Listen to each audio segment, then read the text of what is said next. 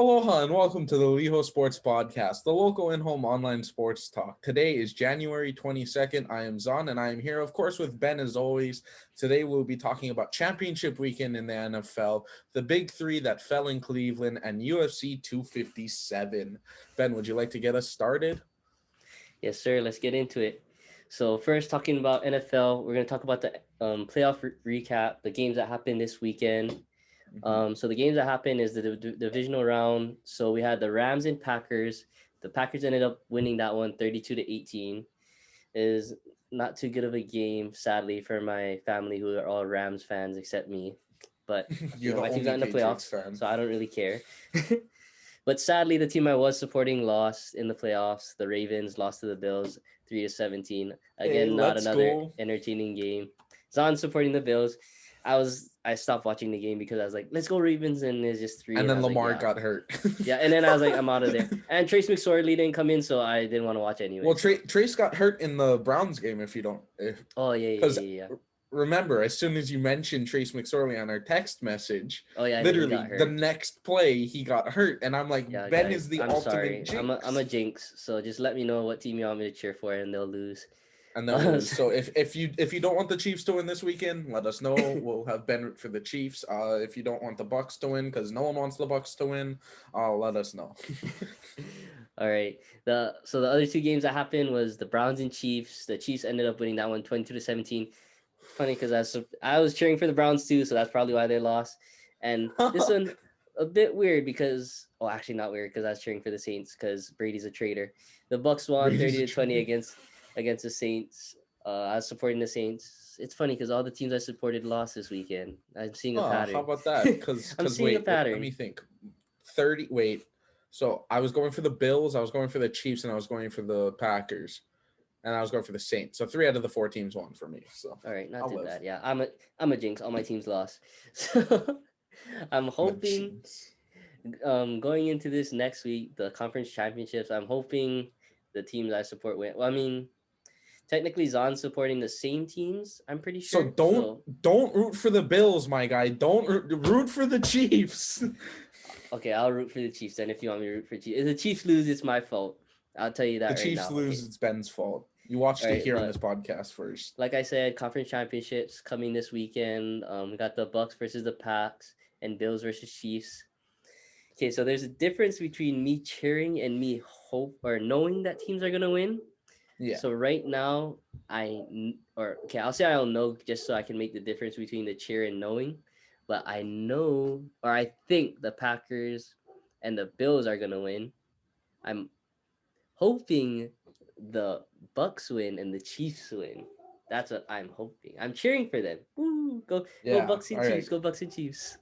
So in other words, if you don't understand what Ben's doing right now, he's doing reverse psychology. Bills and Packers are our hopes for it. I mean, it Not would be an mine. I hope the Chiefs and Bucks win. for Woo! me personally, I would like the Packers and Bills. One, I've been rooting for the Bills. They're the last New York team in the playoffs, of course. And well, actually, they're the only New York team in the playoffs, I should say. Only New York team in the NFL, if we're being completely honest with ourselves. But of course, Josh Allen was my second favorite quarterback from that draft class. I've mentioned it numerous times. I like Mahomes too, so whoever comes out of the AFC, I'm gonna like no matter what. The only team I don't want to make it is the Bucks because screw Tom Brady, and Eli Manning has a perfect win record against Tom Brady in the Super Bowl. But that's all I have to say when it comes to that. But honest predictions, I think it's going to be a really good game in Kansas City. I think both teams are very well equipped to play. Mahomes looks like he's going to be in for the game when he got cleared today. So that should make it even more entertaining. Running back situation's not 100%. We don't know if Bell or Edwards-Helaire is going to play for the Chiefs. Watkins, I think, is still questionable. So yes, there are some injuries on both sides, but I think it should be a good game no matter what, especially between those high-powered offenses. It should be a shootout, hopefully. But I did want to mention one thing from last weekend's AFC divisional playoff games. When Mahomes went down, I was like, "This is not good," and so I went to go for a walk and get a haircut Because as you guys saw last week, my hair looked terrible. Um, but I I'm walking back and I get this notification on my phone that Chad Henne just made the gutsy, like one of the gutsiest plays in the playoffs, and I was like, "What did he do?" And then I see he's running for it on 3rd and 13, outrunning like the entire Browns defense, and I'm like, "Yeah, okay, I guess the Chiefs are that kind of team right now, even with Chad Henne, and the anything is possible." Yeah, I was gonna It's say, I was like, anything's possible. I think that's the one thing I like about like when Mahomes went down. I like that people weren't like crapping on the Browns or anything. It was just Yeah. straight up like anything is possible. We just made it into a meme. You know what it was is everyone was happy to see the Browns in the playoffs, and another thing I'll say is that it's because Baker Mayfield did good, so it's not like they could say anything. I mean, obviously Mhm. it's the defense, but their defense isn't. I mean, it's got talent, but it's not like I mean, it's one of the better defenses in my opinion when they play good, but like Mhm. Miles Garrett was playing hurt too. I'm pretty sure. But like it's just because everybody's pretty much positive vibes about the Browns, and since Baker Yeah. Mayfield did good, there's not much. Because I know people love to hate on Baker Mayfield, and since he did good, there's not much they could say. And another thing to note, that one play that was like showed on like all of like the ESPN stuff of Miles Garrett catching Mecole Hardman, very underrated play because like Miles Garrett's like 298, like he's a big guy. He's like 6'4", Yeah, 290 something, 280 something.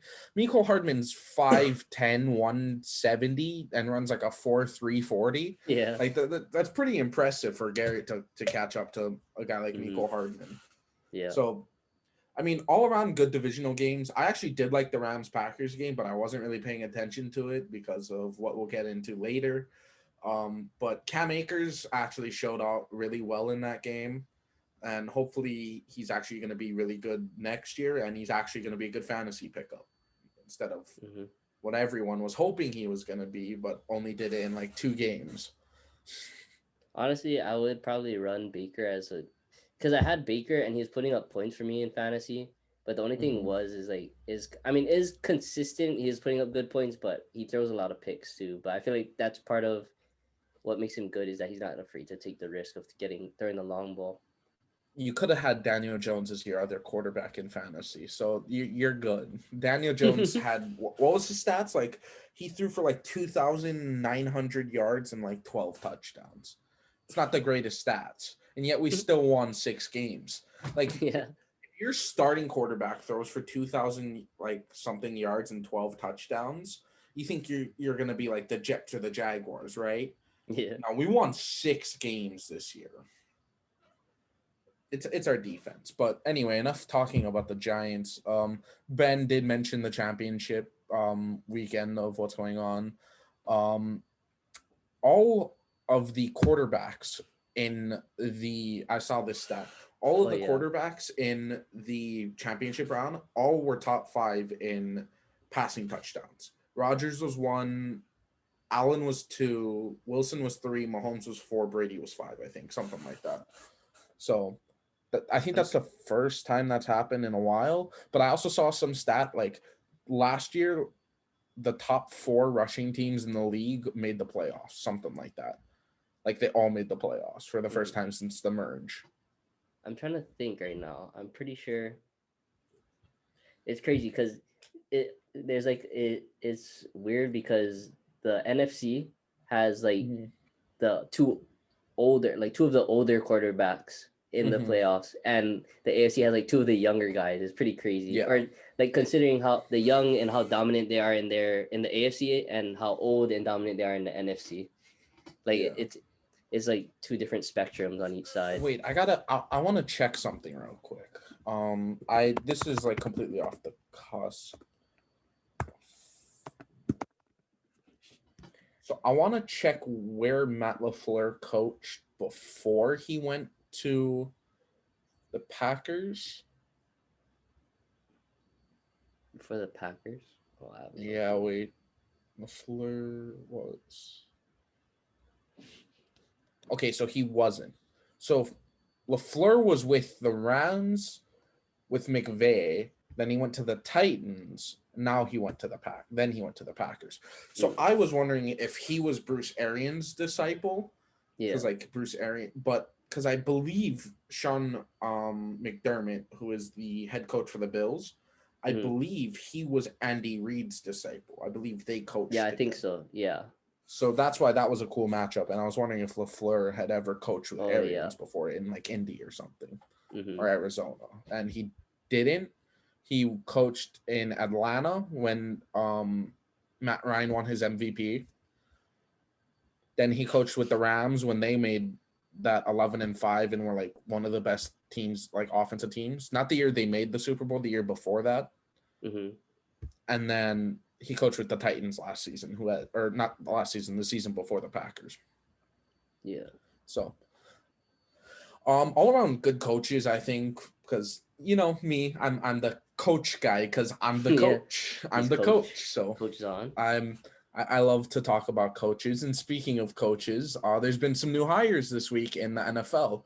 The Jets have hired a new coach, the Falcons have hired a new coach, and the Eagles have hired a new coaches, I believe, all within this week or within last week as well. Of course, some other teams like the Lions have hired their new coach, and a couple other teams. I think the only team we're waiting on now is Texans. And there were Hmm. reports just like 30, 40 minutes ago of Josh McCown, the former NFL journeyman, getting an interview with the Texans for their head coaching job. So I just want to hear your thoughts on what you think has been one of the best hires so far for head coaching positions. Well, for the best, I think one of them, or like the best hire, I gotta say, in my opinion, um, Urban Meyer was a good one, but I feel like a really good one was Robert Sala to the Jets. That one I really like because I already seen I seen him like during the Niners games. Like he's just crazy to watch on the sideline. Mm-hmm. And in my opinion, I feel like I mean, obviously he's a defensive coordinator and we haven't seen him as a head coach yet, so we don't really know how it's gonna operate. But I feel like he's kind of what they need, just a huge culture change, and he's kind of like a tough guy that they need in order to take control of the organization. And I feel like he's gonna be a new head coach because I don't know necessarily like what makes a good head coach, but I feel like just him, how enthusiastic he is like Yeah. very good. It's a good addition for the Jets. Mm-hmm. Absolutely. I think that there's definitely been some really good hires. I think there's been a couple underrated hires, like Dan Campbell for the Lions. I get a lot of Joe Judge vibes when I like listen. Like when I was watching his press conference yesterday, I got a lot of Mm-hmm. Joe Judge vibes talking about culture and all this, like how the Lions have been kind of like BS'd around, and he's not gonna talk about Yeah. the wins and stuff. He's gonna prove it on the field. He's gonna show this. He's gonna show what Detroit's all about, sort of thing. And that was similar to what Judge said last year at his press conference. He was talking about how like the working class of New York deserves to root for a team that's gonna show that blue collar toughness that they Mm-hmm. show day in and day out. And like it got me amped up. I'm gonna be honest. Like watching that press conference, like I hadn't seen that with Ben McAdoo and with Pat Shermer, and I never got that with Matt Patricia or any of those coaches that the Yeah. Lions had. So to see that is pretty cool. Urban Myers, I think we know about his pedigree in the college football game. We know what he did at Florida and what he did at Ohio State, the program that he built with all those players that have made it to the NFL. And of course, he was cited with health issues as to why he retired from Ohio State. But going to Jacksonville, maybe is a new start for him. He's gonna try and see differently. And of course, it's nice when you have the first overall pick in your choice of quarterback, and you don't have to worry about there already being an elite quarterback in that situation, Yeah. as there would be with like the hire for the Eagles with them getting Indianapolis's offense coordinator. Can't remember his name, and I don't want to search it up right now, but I think it's kind of cool. Frank Reich was the OC under Doug Peterson when the Eagles went to the playoffs and won the Super Bowl, Mm-hmm. and is like one of the big.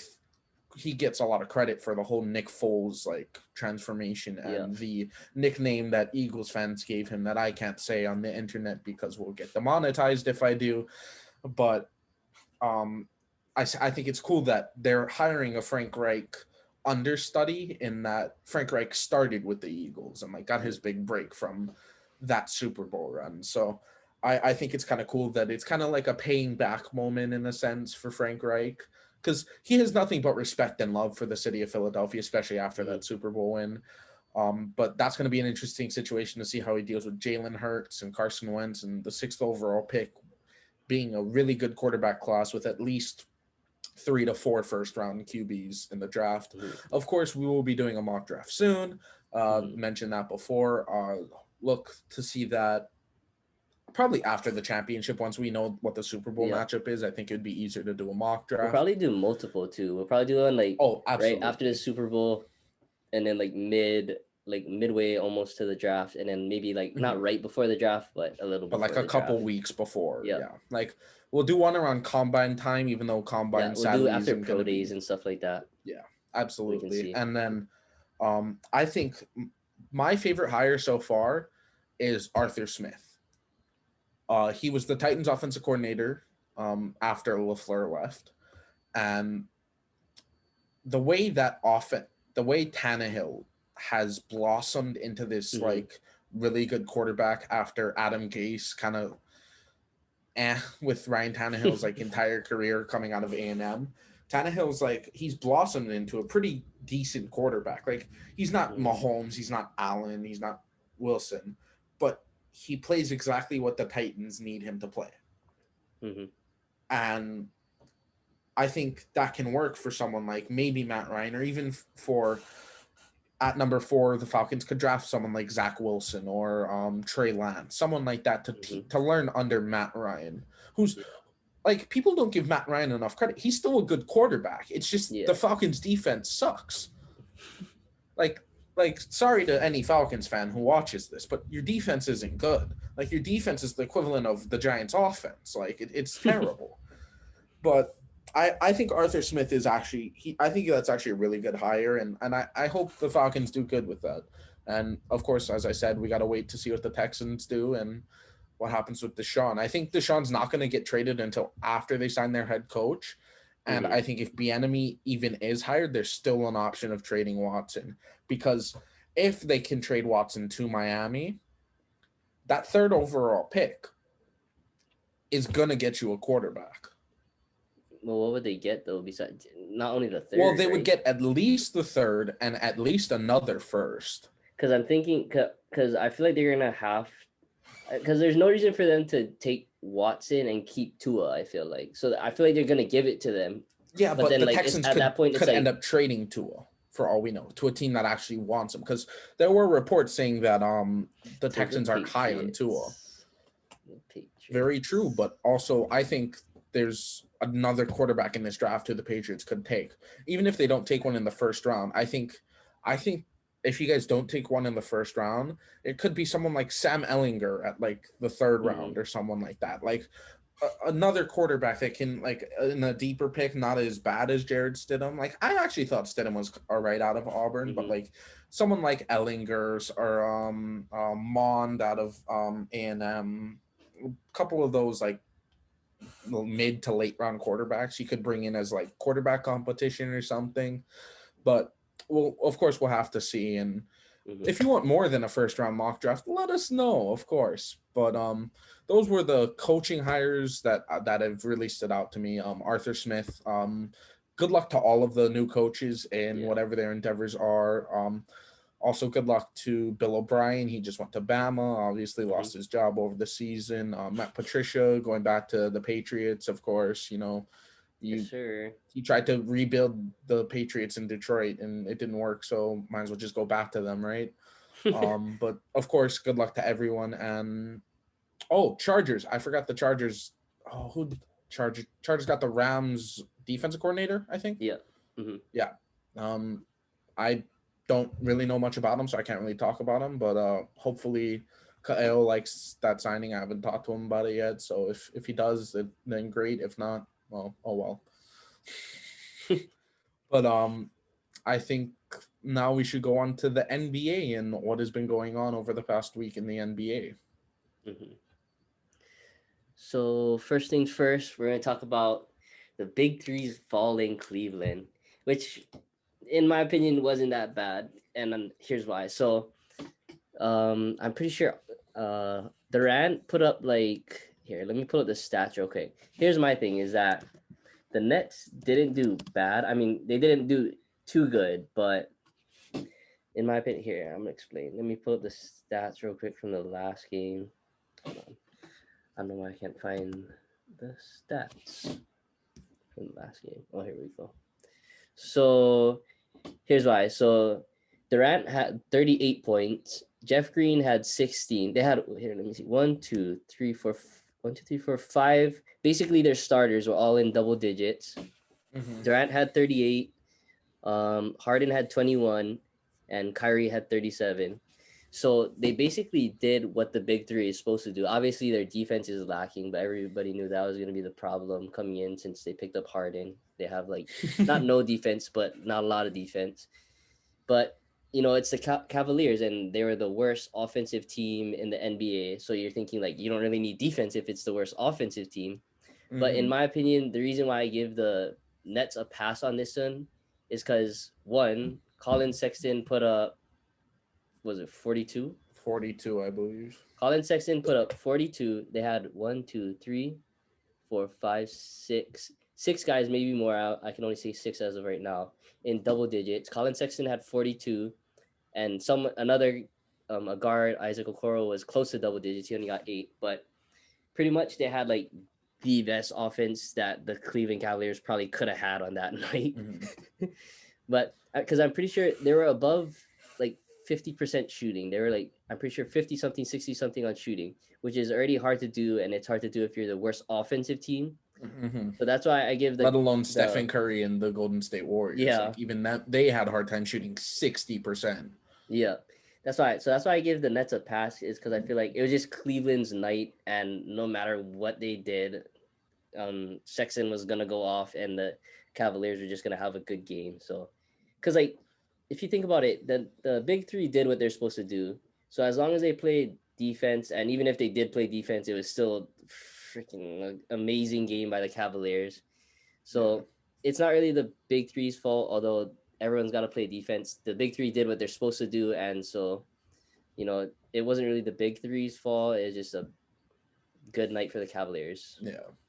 Well, I agree with you to some extent that it's not really the big three's fault, but at the same time, I think it also shows that the Nets have bench issues, that they're so Mm-hmm. stacked up front, but getting rid of guys like Karras and Jared Allen and like even Torian Prince had a really good game for the Cavs. Mm-hmm. Like it shows that these bench players were very like useful to them, and like it shows that they don't have the depth now, like as for a team like let's say Philadelphia. Like Philadelphia has like they're not the most amazing starting lineup, but they have good Mm-hmm. depth. Like the Nuggets have good depth. The Lakers have good depth and role players. So Yeah. it's not necessarily that the Nets are bad or like they aren't what we thought they were. Yeah. It's just that the bench has to improve, and that comes down to coaching as well. With I believe most of the starters played like 48 minutes in that double overtime game, something like that. Like Let me I see. don't think anyone played 50, but like I'm pretty sure Yeah. majority of the starters were Yeah. in 40 plus minutes. Everyone almost hit 50 actually, besides DJ.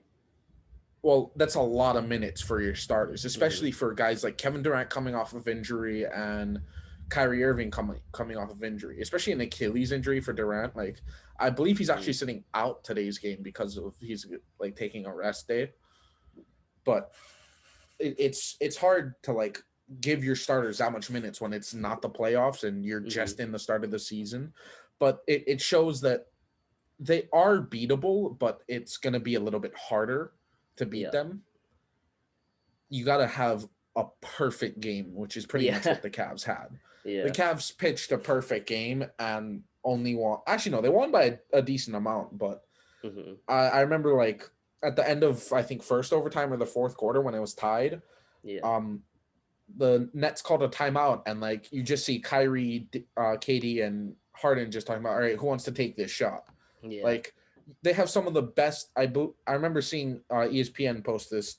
The top 5 players in usage in clutch time, Mm-hmm. 3 of them are on the Nets.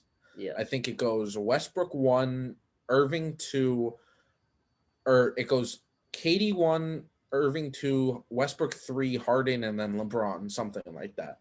Hmm.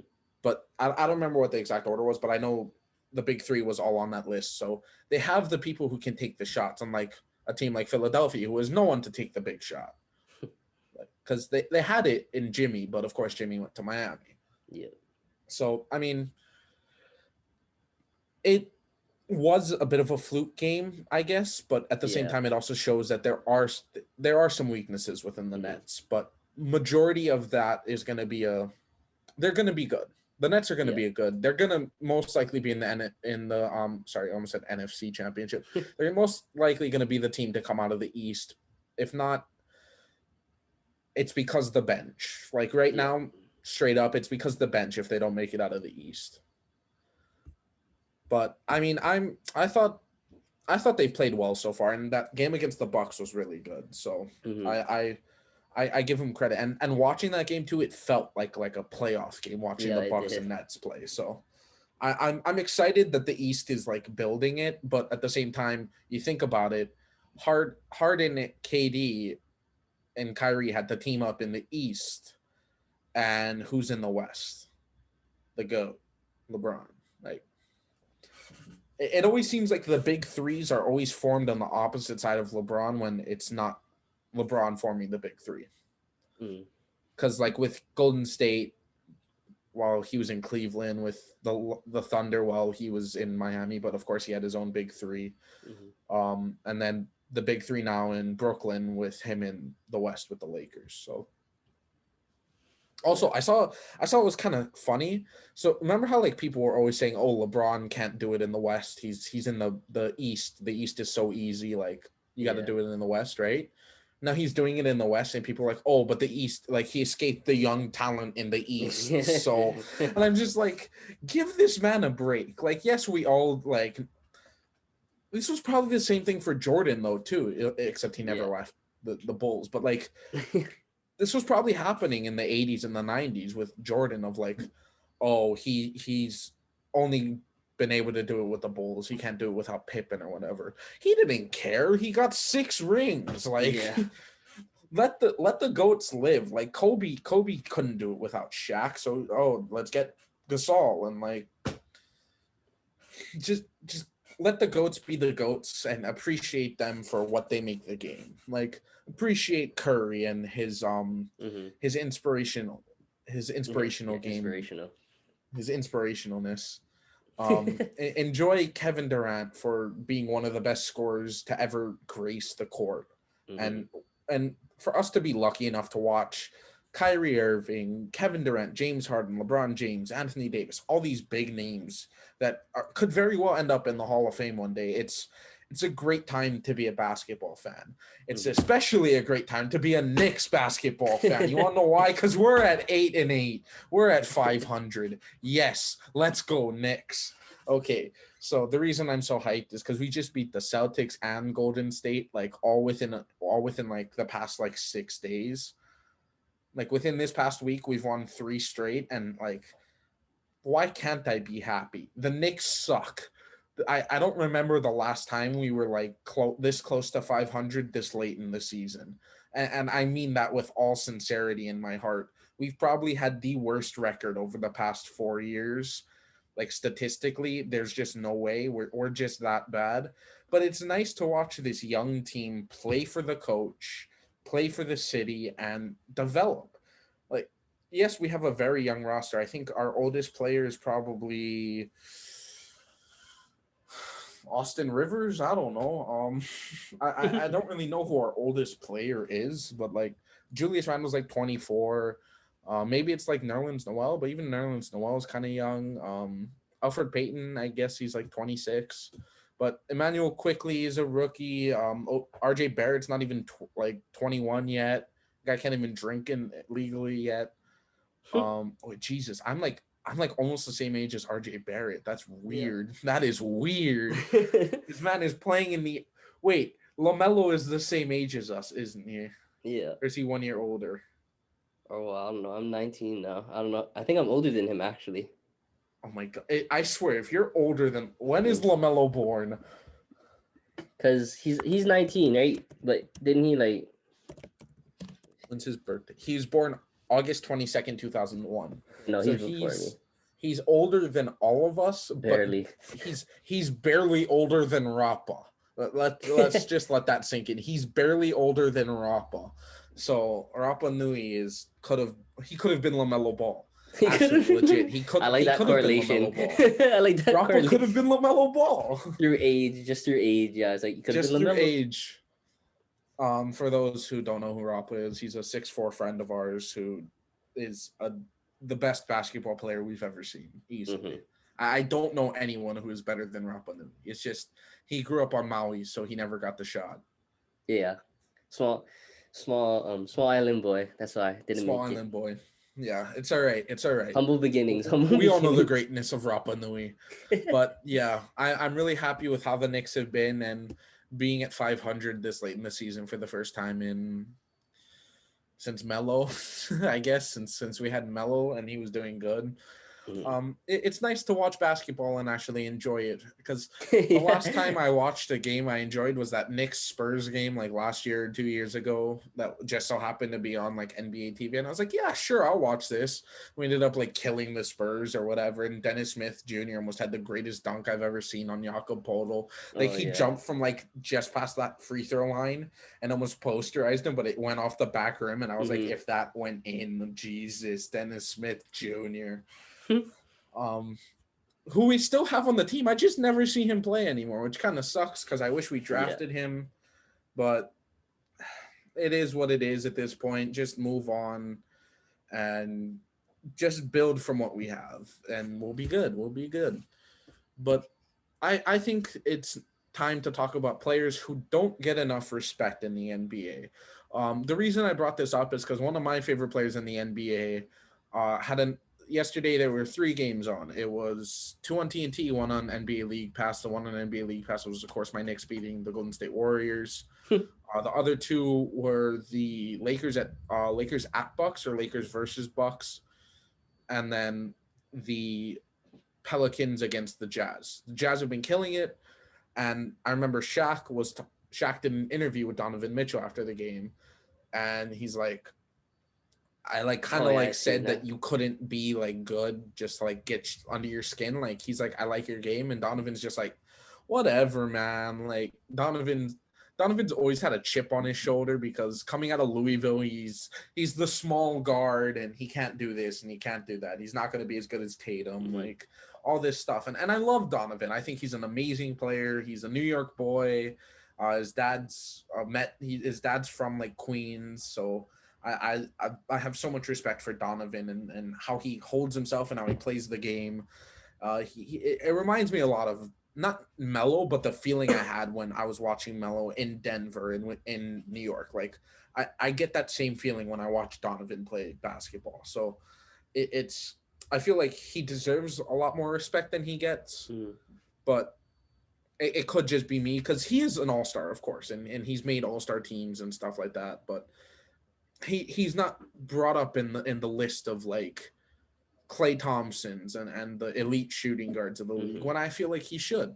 I think the 3-point shot isn't as good as like someone Yeah. like Clay Thompson, but at the same time his game, I feel like he's a better driver to the basket, he's a better finisher than someone like Clay Thompson, or I can't say CJ McCollum because CJ McCollum's actually really good when it comes to his finishing and stuff like that. Mm-hmm. So mm, so I think Donovan should get more respect. That's just one of the players I think, but I've been talking for way too long. You've kind of just been sitting there, so I'll let you go on for a little bit of who you feel is a bit disrespected in the league right now. Um. Well, I feel like it's kind of hard to choose between. I have two shooting guards in mind. One though is just respect, I guess, and one is kind of recognition. I'll just go over both of them quickly as if it's Yeah. just one.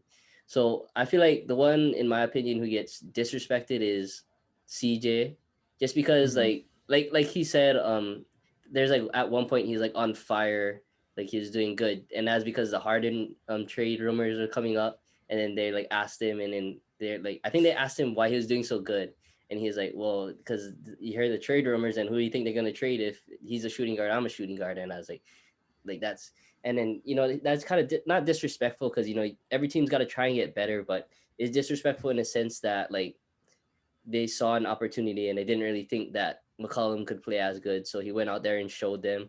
So I guess he would be my disrespected player. Plus, two, he's kind of underrated in my opinion. Like not much people talk about his, because not much people talk about his clutch shooting. Because the games I watch, I swear every time I'm like, why is he taking that shot? And then he like hits it, and I'm like, okay, you know what? I can't complain.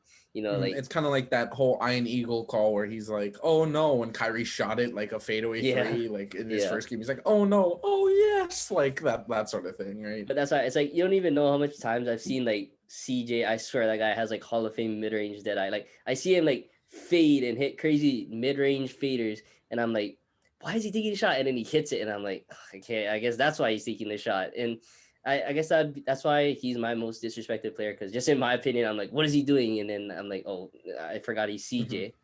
But now I know I have much more respect. Like now I'm like, oh, he's gonna hit that, and then he hits it. I'm like, now I know.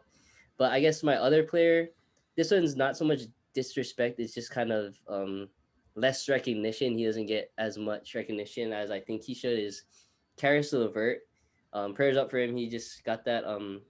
He has like a medical problem. I forget what it was exactly. He has like It was like something. What does he something have? like a mass was found on like his liver, his kidney, Yeah, something like that. something like Yeah. that. But yeah, I feel like he's because that whole bubble. I mean, I kind of wasn't really paying attention to the Nets just because. I mean, not Nets.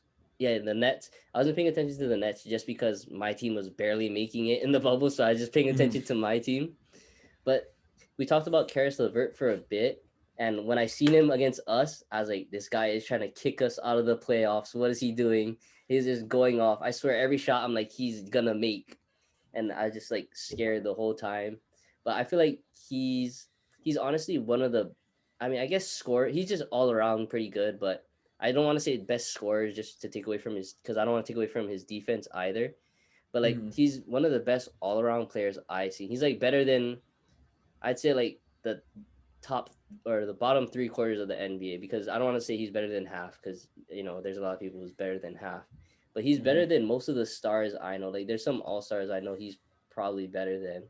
But I feel like, yeah, he's one of the players that gets disrespected too, just because he doesn't get as much recognition. Just because I feel like there's always a player who has a bigger role than him on the team, so he doesn't get as much recognition, no matter how much stats he puts up.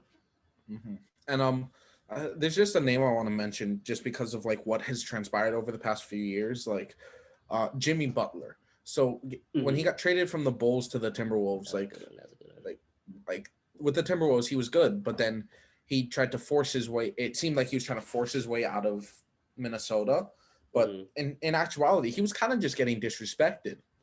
Yeah. And like I love that whole practice story of him Oh, beating the entire starters with the third team, and he barely even scored. Like, and they yeah. won like convincingly. And then he like said to, I think it was either Tibbs or the GM, like Yeah, it's Tibbs. something. It was Tibbs. By the way, I love Tibbs and I love the way he coaches. And I think even Jimmy said afterwards, like he has huge respect for Tibbs and like all that Mm-hmm. he's done in like the league with coaching. So, but I felt like after he got traded to the 76ers, like he was kind of like seen as like a villain in a sense in the league. Mm-hmm. And I felt like that wasn't necessarily him though. Like Mm-hmm. he didn't deserve to get that villain status. Yeah. It's just And a and I think situation. and I think that was very evident when he went to Miami and they had and Miami had that playoff run last year in the bubble. Yeah. I think it was very evident that Jimmy Butler isn't that, like he's not a villain. He's just a hard worker. He wants to play Mm-hmm. and he wants his teammates around him to succeed. And you saw that he will leave it out on the court like for Yeah. all 48 minutes as much as he can. I think And that's why he gets mad. It's probably because, yeah, I think he gets mad because that was the problem in Minnesota, is he gets mad when they don't care as much, or they don't give as much. Because I know that's why he was mad in Minnesota, and he moved to the Heat, and they're like a grind team. mhm, So like all the guys on the team are like grinders. So I think that's why he's better there. I think, I mean, every NBA team got a grind, and I know like a bunch mhm. of them probably don't take it as serious, but the Heat are like one of the ones who take it super serious. I know, just because of their coaching from Spoelstra and stuff like that. But I think that's why he's happy in Miami. And you also saw it in like the videos that he did with like the Heat for like media stuff, like you saw Yeah. how happy he was in Miami. You never Hmm. really saw that in Philadelphia or in Minnesota. But like even on Team USA trips, like Jimmy was one of the fun guys on those trips with like DeMar and Kyrie and like people Yeah. like that. Like Jimmy's one of those guys, but it's for the love of the game. He loves the game so much. The game gave him everything, and Hmm. and I think it's awesome that he's also paved his way because he was what like picked like 28 in the first round out of Marquette. Like he wasn't a high Yeah. lottery pick, but Hmm. he's still like he's made his way into the NBA. And now I've always said he was the alpha. He's like been the alpha male of the NBA. And like even like with LeBron still in the league and stuff, I've always said Jimmy's the alpha. Like that's just been the thing. Yeah. And so like to see him get out of that villain role and get into the media and respected again, I love it because Hmm. I've always had respect for Jimmy, even after like even during the whole Minnesota thing. And I'm not a 76ers fan, but I'd root for Jimmy because it's Jimmy Butler. So Yeah. I just want to throw that name out there as someone who popped into my head. That's just over the past few years. It's like it's nice to see the progression and hopefully that can happen to some more players, like maybe Yeah. James Harden even. Who knows? Hmm.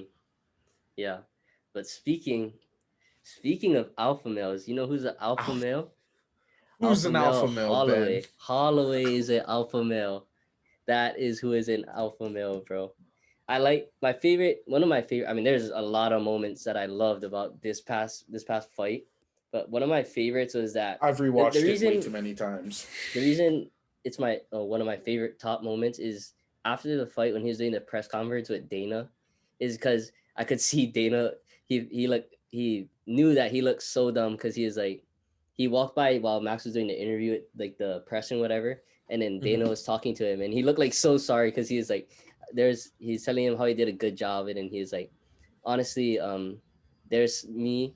I think he said he wanted to like kind of apologize sort of because he's like there was me and some of the other like high people in this organization that had Max losing to Cater, and Mhm. he's like some of us had you losing to Cater in this fight, but you know you took number six and you treated him like number six. That's why it's one of my favorite moments just because it was Max got respect and Dana was like damn I was really I was really bad for choosing that.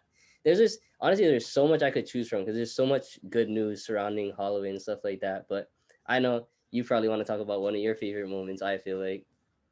This has just been an amazing week in total. Hmm. I'll Yeah. let you talk about the moment, but I think one of my favorite moments was in the third round, I think, when he just hit him with elbows after elbows. Oh Like yeah, his bro, that was elbows were wild. punishing him through the guard and everything. Like his combos were just amazing. And then the spinning back kicks as well. Like that Hmm. one spinning back, that first one that he hit to the Yeah. midsection, like Cater was just like he was sitting on the cage like what the hell just happened? Like Holloway just looked dominant throughout that entire Yeah. thing, and you just saw it in the way that he was fighting that he wanted this and he wants that belt again. Yeah. And I think we forget the vocal fights. The first one, vocal deserved to win.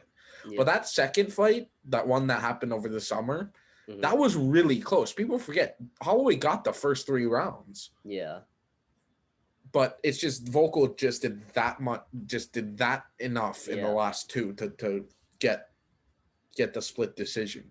And it was a Hmm. controversial split decision too. Like even some people like within the MMA circuit, like some of the big Yeah. names, like even they were saying like Holloway could have won it very easily, but I love to see like DC and like other Hmm. fighters give respect to Holloway afterwards. People who Yeah. he's been friends with for a while, and like you see like McGregor like talking about him riding on the skateboard, like, Yeah. and he even shows respect to like his fight and how good it was against Cater. But Hmm. I'll let you talk about majority of this because I know we were texting back and forth during the fight. So Yeah. But just to talk about your favorite moment, the elbow, it's funny because I seen in the post fight interview too. He was talking about he's like, oh yeah, my trainer has always told me to throw more elbows. He's like he wasn't really a fan of it because I guess it's not his favorite thing to do. But he's like as mhm. soon as he hit like three elbows, he said he's like, oh I like this. He said that's his new favorite thing to do, just throw elbows to guys against the cage. But It's just so funny. But the thing that's crazy too is like I feel like he's pulling every striking move out of the bag, bro. It's just wild. He literally like he threw in a spinning back kick. The elbows were new. I was surprised he started throwing elbows like crazy. So he But like starts they were throwing. hitting hard. Yeah, I know. That's why I was like, what the heck? Because it's like new, and it's so funny because I swear there's like a look on his face that he's like, oh, this is pretty good. Like this is a move, or like maybe I should start doing this. And like he did the handstand kick. He like made a couple Yeah, handstand kick attempts. I was like, what the hell? yeah, bro. I was waiting for like him to just spin and kick into the. I was like, just throw that one in, and you have like every single move done in the bag. He Like he hit a roundhouse. I don't know if he hit a roundhouse, but he hit a he nice almost kick to did. the head. Yeah, no, he almost did. I think the one he did one, but I think he just missed. But then I'm like, bro, he literally pulled every striking move out of the bag, which is why he had like the best striking performance ever. I'm pretty sure in UFC history. Oh yeah. But yeah, I think the top three for most significant strikes in a UFC fight, like he's the top two. he's the I'm top pretty sure he's the three. top two. Oh, he's the top He's the three. top three. I think it was him against Cater was number one. Then I think him against Pettis was number two, and then him against Ortega was number three. I'm not Yeah, 100% sure of that, but I believe that's what it is. yeah. Here, But let me see also what I pulled to you. I sent to you. respect to Calvin Cater, because like Yeah, that man took I'm surprised he did punches. not fall once. I mean, he wobbled, but he didn't fall. What? I'm like, bro, that's why I was getting scared. Is because he was staying up, and it didn't look like he was going down, and he just started throwing like haymakers towards the end, and I was like, hey, just back up, don't get knocked out. And he landed a couple uppercuts, which are Yeah, like Cater's signature punch. Like yeah. Cater's punch is his uppercut. And Holloway took it on the chin. Hmm. But I was like, this man can punch and he can Yeah. take it too. He's a dog. But yeah, so I sent you the punch count. So I told Zahn, I sent him literally like a little after, not a little after the fight, but after the fight, I told Yeah. him, I sent him the punch count, and his 700. He threw 746 and hit 447, and I did the math, like I did the math of the how much he landed and how much he threw, and he Uh-huh. connected on like I'm pretty sure it's like 58. So I just said 60. Basically, I just went up. He literally hit 58. He hit more than half, like almost 10% more than half. That's like wow. That's like he threw 746 and he hit a little more than half of them. That's just crazy to me because he threw the most and he landed Yeah. the most. It's funny. I was just like, I was so amazed by it. But yeah, but the And moment we were talking about, just to bring it up before we keep going on and forget about it, yeah. is the moment in the fight where I forget what round it was. I can't even remember because it's just mixing all together. I couldn't because it's funny because the moment we were thinking about that the best moment was is how he was hitting and dodging Cater as he's telling the announcers that he is the best boxer in the UFC. It was round five. It was round five when he Yeah, did it. and then he's telling them, he said the freshman game to play because Cater was calling him the freshman and he's the senior. Yeah, But Cater was like the there's so senior in much good boxing and trash talk during the match, but it's hilarious because what was I gonna say? So that was the big moment. But it's funny because I was watching at my house with my family, and it's so loud in our house that we didn't even know we just knew he was saying something. We knew he was talking. We're like, he's talking to the and he's like, we're yelling so loud that we didn't even hear him say he's the best boxer in UFC because we're just going nuts because Max is like landing and dodging at the same time. Then you got DC yelling as he's commentating. He's like, oh, and, like, and Dan Hardy too. Dan Hardy was going Yeah, nuts too. but it's just hilarious. Like and it's funny because like not even until after the fight where they were posting the highlights and Max saying he's the best boxer. I told my dad he said that and he's like laughing because we didn't even hear it because it was so loud, so we couldn't even distinguish what he was saying. But it's just funny. He lined up Cater and turned to DC, Dan Hardy, and Joannick and was like, I'm the best boxer in the UFC. Straight Yeah, right he hit to and then he just his dodges. chin, and then boom, boom, boom, boom. And I'm just like, huh? I'm just sitting there like, what did he just do? And then he's like, the freshman came to play and punches him another time. Yeah. I'm like, what is going on? And I love in his I watched his press conference too, one of his press conferences after, and he's like, there's two types of freshmen. There's the freshman that's going to get bullied around, and then there's the freshman that takes the senior's girl. Yeah. I'm the freshman that takes the I've seen senior's that. girl. And I'm like, this man's jokes. It's funny. Like, It's funny though. I like it though because he can. The thing is, I mean, it's kind of not weird, but it's kind of different because he can trash talk, but he's doing it respectfully. Just because he doesn't trash talk unless you trash talk him, and he only talks himself up like to a point where it's not disrespectful to you. But if you disrespect him, then he's gonna Mhm. disrespect you. And I love how they showed respect to each other. I like how Cater Hmm. wasn't like upset or anything. Cater knew he lost, Yeah, but he still was in it. He still fought. It could have very well ended at the after the fourth round. We couldn't have even had the best moment yeah, in UFC, like one of the best moments. Like for mhm, me, that's up there with Masvidal against Askren. yeah, Like I know it's a little bit like the fastest knockout in UFC history, but because it's Holloway, because we're like that, and that's our yeah. guy, and and to start off the card, Punahele Soriano Oh yeah, absolutely decked bro. whoever. I I don't was remember who so he happy fought, but because there was so much first round knockouts. I was like, thank God we're just getting to the because usually it takes like forever. Everyone always likes to Mhm. take out the full rounds and go decision, but I swear all of them except for one, I'm pretty sure, were all first round knockouts. And I was like, I'm loving this. We're just flying through all the rounds. Yeah, but Punahele Soriano he hit a couple nasty punches, but Hmm. he was very wild with his punches from Yeah. what I saw. But he's still a good fighter, Hmm. and I like that Hawaii's getting more and more.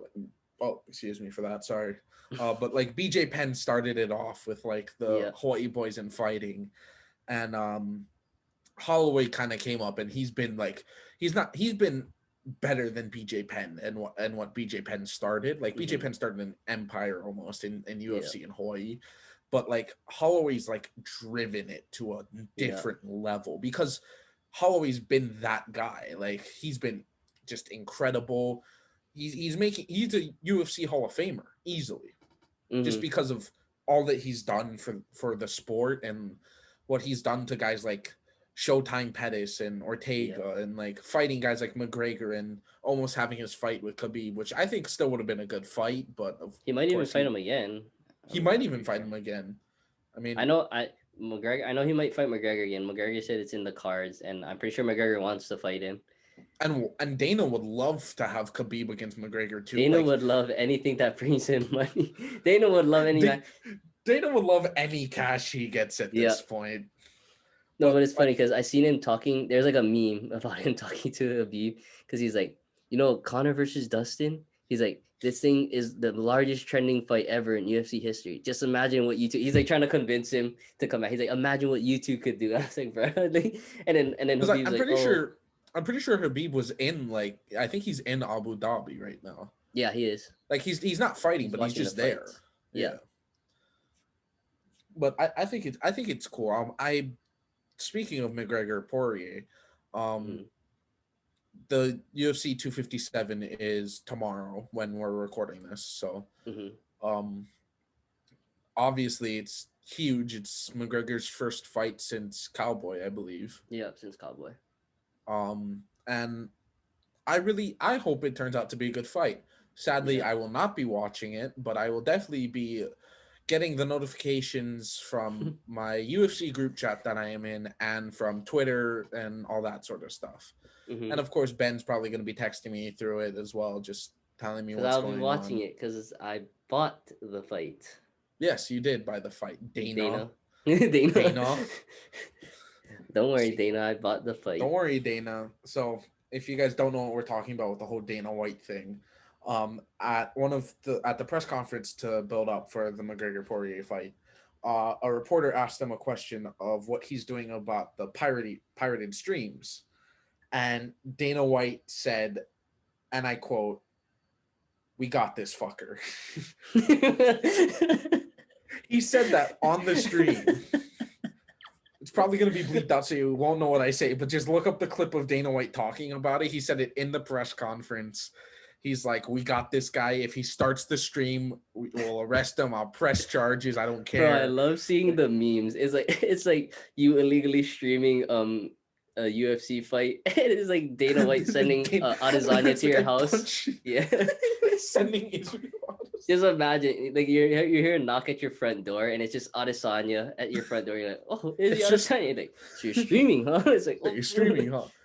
It's like Adesanya and like John Jones or someone like that. yeah, Like it's like he just has all the UFC guys who aren't like big yeah, guy, like who aren't like fighting. yeah. He Like just sends he them out to has go. he sends like Masvidal, he sends Adesanya, he sends like watch he send Khabib like, Yeah. Khabib find this guy. He's in Russia and he's like, I got you. It's But so like funny, I just bro. found it funny, and I saw one of the So the first way I found out about it was one of the memes that I think one of you guys sent. It was like this Mm. guy watching it. Like I know what the original is, but it's like they put up Dana, like them watching, and the Dana White pops up on the screen, and the guy freaks out and punches through his like screen, and I just found it so funny. I'm trying But to find the. Why did I send you guys that meme? I'm trying to remember. Was it Maka? Oh no, it's you. You're like, Zan said, Ben, are you ready for Dana White to come to your house if you illegally stream it? And then I sent the McGregor meme. This one. I don't want to use it because I don't want to swear. This one. The Connor meme. you do nothing. Yeah, like, you do nothing. It's so funny. Everybody in the What, group what chat were was they saying in laughing. the party last night? It's like, oh, these men are Oh yeah, yeah, yeah, stiff. stiff. He's like, I see stiffness in this I see 185 division. stiffness. It's like a stick in the mud. He It's just, sticking bro, the he has so mud. much good quotes. It's hilarious. Yeah, it's like, who is that guy? Yeah. I Who is love how that like guy? I love how years later he's like, oh yeah, of course I know who it was, but it's perfect timing, and he's always gonna capitalize on the opportunity Yeah. to grow his brand, and especially in like when you can capitalize in places like New York City at the Garden, Mm-hmm. like that was that is one of the biggest fights in UFC history because of the location, it being a double belt contender, him against Alvarez, all the beef that was involved in it, Mm-hmm. and for him to absolutely deck Alvarez like that Mm-hmm. entire fight. And oh, what did he say in his press conference in his post game interview with Joe afterwards? Or I Which said one is post that game one? in his post match interview. I don't remember what he said. I'm not sure. Oh, I just want to apologize to Oh yeah, yeah, absolutely yeah. He's like, I nobody. want to apologize to absolutely nobody. The double champ is here. Yeah. like, He's like, the champ does what he, he wants. yeah, the double champ does what he wants. It's but the tone change is so hilarious because he's like, He's I like, want to take this time to apologize. It's like, to absolutely absolutely nobody. nobody. It's but hilarious. I love that we're getting back to that type of McGregor. It feels like we're Mm-hmm. getting back to like Dana was. I was watching one of the interviews Dana was doing that he was saying how this is like one of the best like camps that McGregor's been through, Mm-hmm. and that like this is like the McGregor that we had with the Alvarez with the Aldo fights. Like Mm-hmm. this is that type of like level for him. Even with the first Poirier fight, Yeah. like people don't forget that. Like people kind of forget that Poirier fight was really good. That Mm-hmm. first one. It's like this I whole. feel It's like. kind of like with the whole Diaz thing, Mm-hmm. but I think it's just going to be a good weekend in general for the Mm-hmm. fights. I don't know who else is on the card. I haven't checked into it. I don't know if you want to check the card real quick just to preview any of the big matchups if there are any. I mean, I can while I talk, but yeah. So McGregor, Poirier. I feel like it's so hard because I feel like even though Connor, I mean, not that he hasn't, not saying he hasn't fought. Obviously, he's fought a lot, but recently he's only fought Cowboy and whatever, so we don't really know because he had a long break. Then he did a comeback against Cowboy, which he looked good in, but then again, Cowboy is pretty old.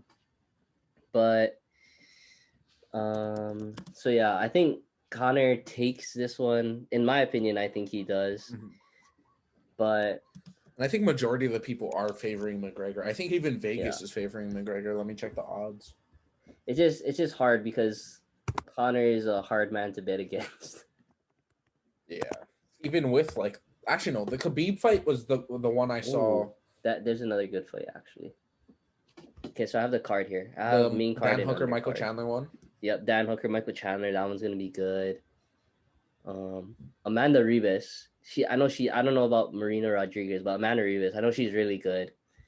Who else is there? Um, Not really no one notable in my opinion on the undercard. Not that I know anyway. They could be good, but I don't really. I'm not that well educated. I know about most of the main card stuff, but not really And then I'm undercard looking at the stuff. prelims. I don't really see anything either. Yeah, but yeah, Well, Amanda Ribas Gregor and is the heavy favorite. Like he's favored by a mhm. lot. Oh, for real. Damn. Yeah, like it's almost stupid to bet. Like if you were to bet with Vegas, we can't obviously bet with Vegas, but like Mhm. If you were to, his odds are stupid. Like you would be better to bet like $1 on Poirier than you would lose money if you bet with McGregor. Like legit. It's it's so sad too because it's probably an even fight, but because of like I'm gonna say it again from last week, like I said, the social media just like the way it shows us stuff, like it's so hard to bet against McGregor in this Mm-hmm. case. Because like I feel like Dustin, he's still a really good fighter, but it's just so hard to. The thing is, it's not that Dustin is bad; it's just McGregor is really good according to Mm-hmm. like what we've seen. It's just hard for us to bet because it's like it's kind of like Bills versus Chiefs, I'd say an analogy, because like obviously Patrick Mahomes is really good, but that Bills team is just looking good, like just a little better in my opinion. Yeah. And one thing I want to mention that was mentioned a lot in the broadcast of last week's fight with Holloway and Cater. Um, they talked a lot about how Holloway didn't really spar all that Mm-hmm. much in Yeah. his camp, and how like DC was kind of like saying like, oh, this is kind of like like you feel like sparring is like an old school mentality of like Mm-hmm. getting used to getting punched and still being able to Yeah. punch back sort of thing.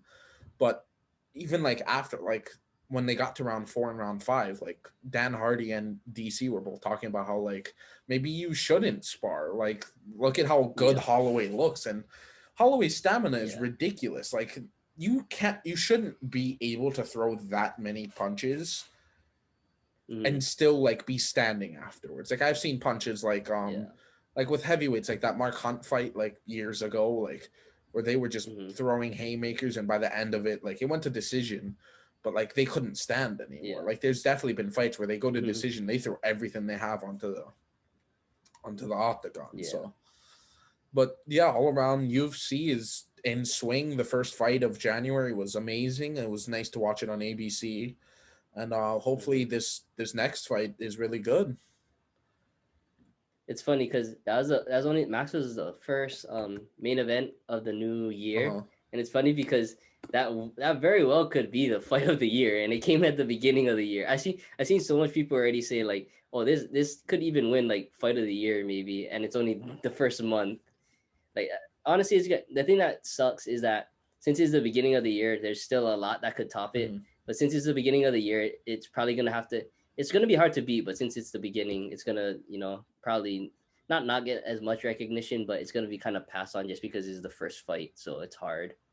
But if that stands to be the best fight or the fight of the year, then that'd be pretty cool because it's like the first one ever, not the first one of 2021. Yeah. Damn. So I didn't even realize this, but on February 6th, there's another like fight night.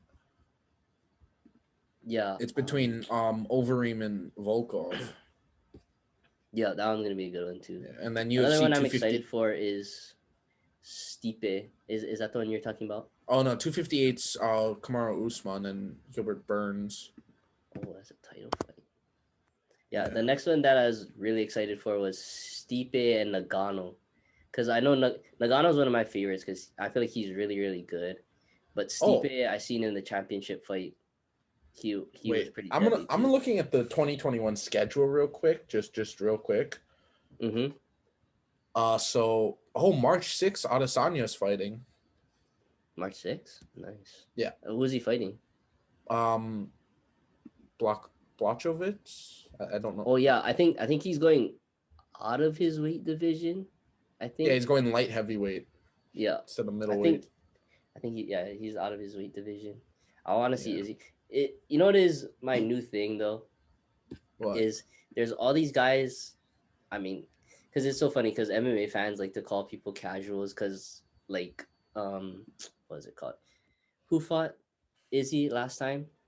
Oh, it Can't was Borachina. remember. Freaking that's his Yeah. nickname. I can't remember for the life of me. I don't know why I can't remember his name. But Paulo Costa. yeah, Paulo Costa. I don't know why I couldn't remember Paulo Costa. But so then they're like saying people are like, oh, Paulo Costa's gonna win. He's gonna smash Izzy. The reason I said I thought he was gonna beat Izzy because Paulo was like big. Obviously, he's way stronger than Izzy, but he didn't have. The thing is, I figured he would have tried and not fix his timing, but improve like his punch speed and all that. But he kind of just went with his own game plan that wasn't really. Mhm. He didn't go to Harder. counter Adesanya's tactics. He went Yeah. with his own, and Adesanya beat him. Yeah, that's why I was like, just the way he went about the fight was wrong, so that's why he lost. But my new thing is that I feel like fighters, anything, the way you can tell a fighter is gonna win is who has a better precision and timing, and that's why I think Holloway won. Just because I mean, obviously, you don't need much power when you're at that weight. It's more precision timing for the lighter weights. But I think pretty much it's just at that weight, like those weight classes, it's just like who has a better timing and precision hitting. Obviously, power is helpful, but it's just because it doesn't really matter how much power you have if you can't connect because they're dodging you the whole time. You know what I mean? Because that's pretty much what happened with Cater and Max. Is obviously Cater had more power, but since Max had the better timing and everything, I mean, it's hard to find a guy with Max's combos were too fast. Yeah, I mean, even his defense, it's hard to find a guy who could have as good head movement as Max. So yeah, that's Max why I was feel like that's my predicting new Cater's thing. punches. Yeah, that's my new thing is that I feel like every fight I'm gonna have to go with whoever's the more precise fighter and more accurate. Cause like, and I mean, I guess it's got a way out to say like if Costa had some type of timing and precision, then he probably would have beaten Izzy. But since Izzy is like the precision and timing guy, that's why he won pretty much. Yeah, definitely.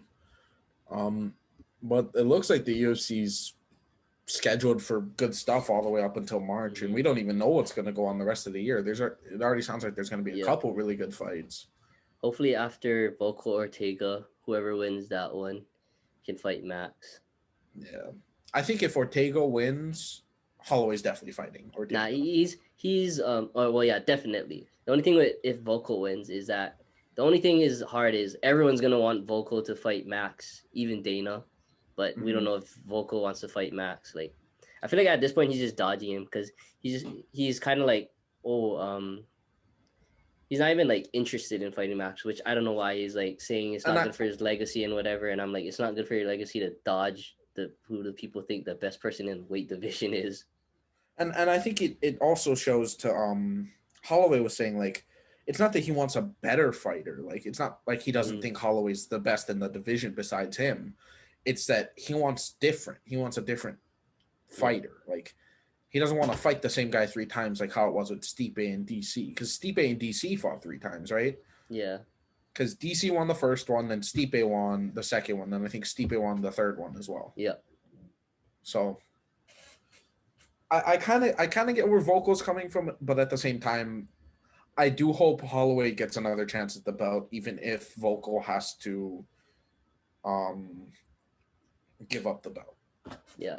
The thing that is kind of irritating is I feel like Dana said Max did what he had to do to prove that, because Dana is all for Max fighting Volko right now if Volko wins. I mean, and Ortega. It's just he's up for Max fighting for the belt again because that was just an amazing performance. Like no one, I mean, you couldn't have done better than that. I mean, you could have, but I mean, you could have knocked them out, but it's impossible. But like the thing is, everyone's for it. But what's hard is the champ. I mean, not the champ has to, but you want them to be like kind of agree to the fight, not okay, I guess because everybody wants me to do it, I'll do it.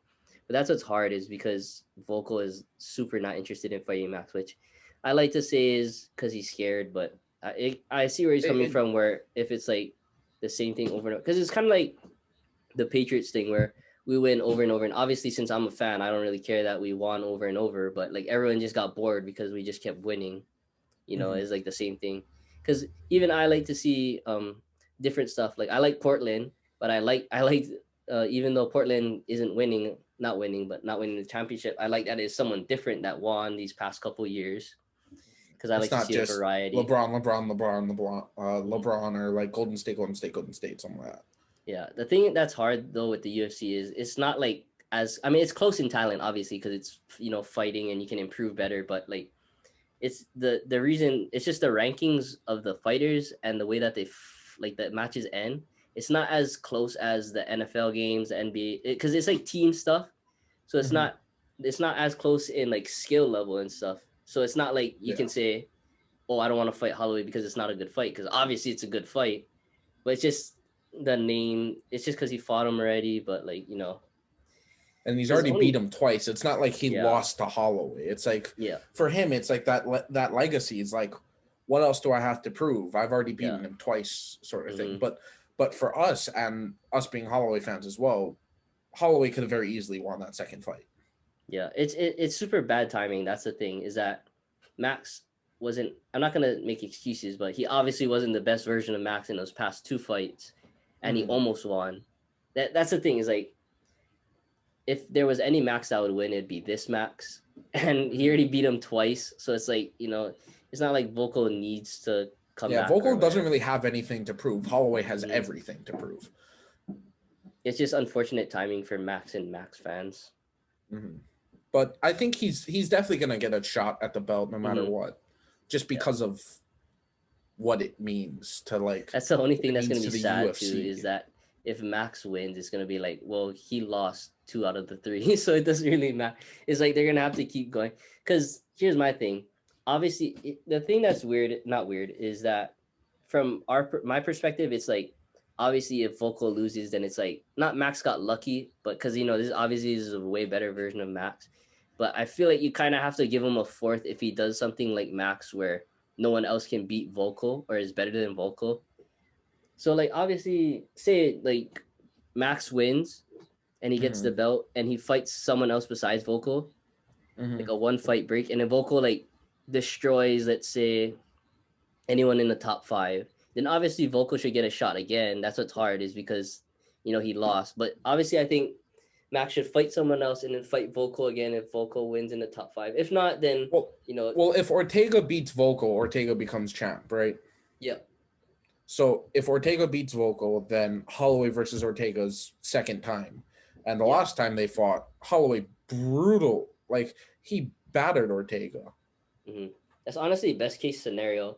The only thing that's best case scenario For for Holloway, Max it's best title case weight. Yeah, scenario. Yeah. Holloway best case scenario. It's kind of bad for, what is it? I mean, I guess Volko. Volko obviously because he loses, but it's just gonna be, it's bad for Max too, kind of, because then there's gonna be that unsureness of if Max can beat Volko. Hmm. But It it's all just depends. We'll have to wait and see till Volko fights Ortega, of course, mm-hmm. which should be this year, I believe. Yeah, no, they're scheduled already. Okay. I just don't know where it is though, or when it Mm-hmm. is. I think it's like in sometime in March. Let me see. Versus Ortega. Um. Oh, is it February? No way. It says targeted for February, but I'm pretty sure this is like probably an early document. Oh no, yeah, because I remember that whole list got like released. Yeah, of what fights they were targeting. Yeah, I'm trying to see if I can find it.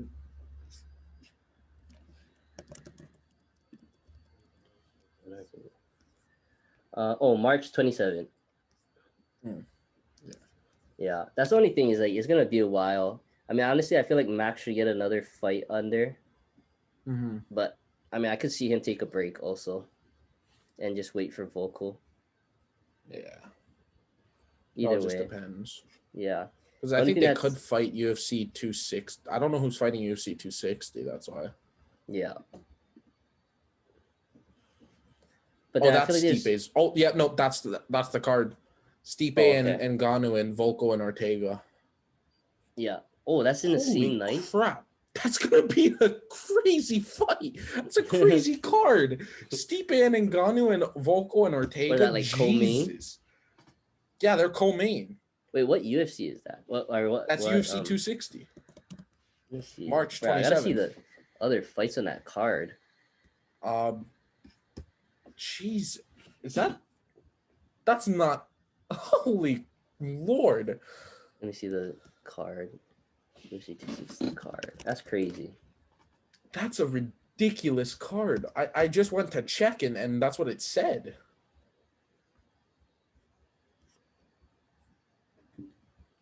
I don't know why I can't find the card. What are you on? What are you looking at? Or hold on, I got it. Never mind. You got it. Yeah.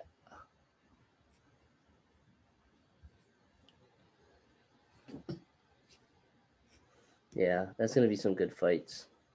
Damn, I didn't realize it was gonna be like. Damn. Oh, and then that UFC 259 has 3 championship fights. Johnny Walker, Jim Cruz.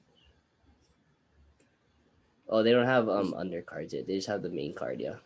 Yeah, because for 259 they have Adesanya, then you have Nunes, and then you have Peter Yan. Oh, that's a good one too. So Lots you of have good fights Bantam coming up. Championship, women's featherweight, and then the light heavyweight championship for Adesanya.